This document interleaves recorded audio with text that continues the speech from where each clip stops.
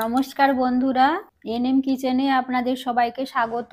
রোজ রোজ একই রকম ভাবে মাংস রান্না করে খেতে ভালো লাগে না, সেজন্য আজকে একটু অন্যরকম ভাবে মাংস রান্না করব, একেবারে নতুন পদ্ধতিতে, আর খেতে খুব সুন্দর লাগে।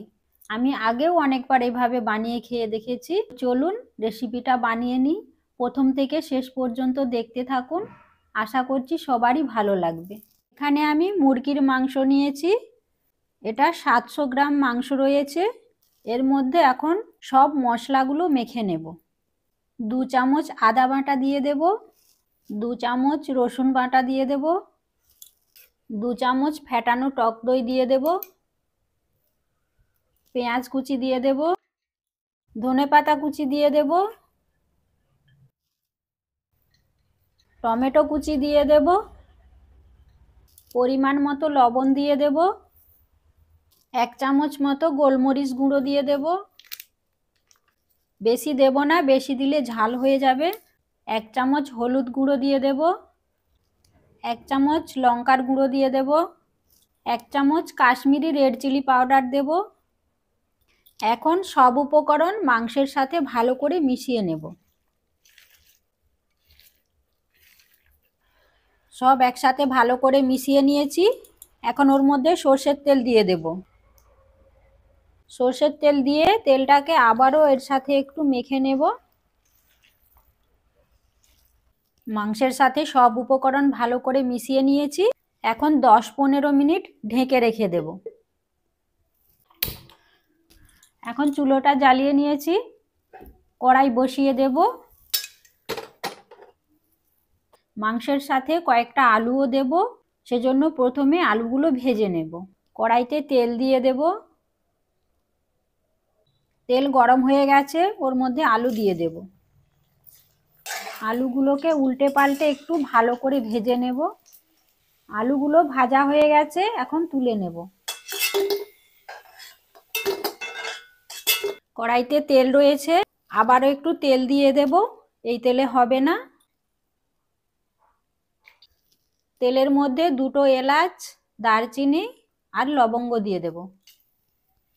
মাংসটা ম্যারিনেট করে রেখেছিলাম, ঢাকনাটা খুলে নেব। এখন মাংসটা কড়াইতে দিয়ে দেব।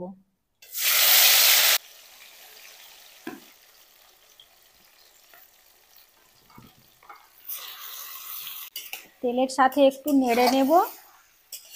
আঁচটা কিন্তু মিডিয়াম রাখতে হবে। এখন ঢেকে দেব।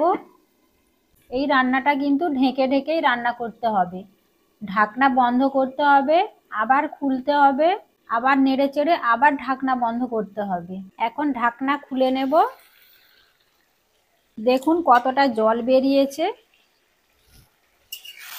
আবারও নেড়ে নেব। আবারও ঢেকে দেব। আবারও ঢাকনা খুলে নেব।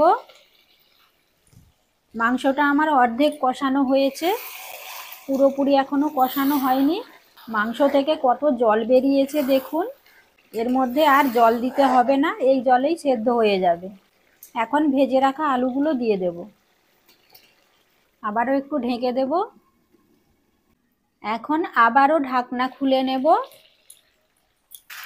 মাংসটা ভালোভাবে সেদ্ধ হয়ে গেছে।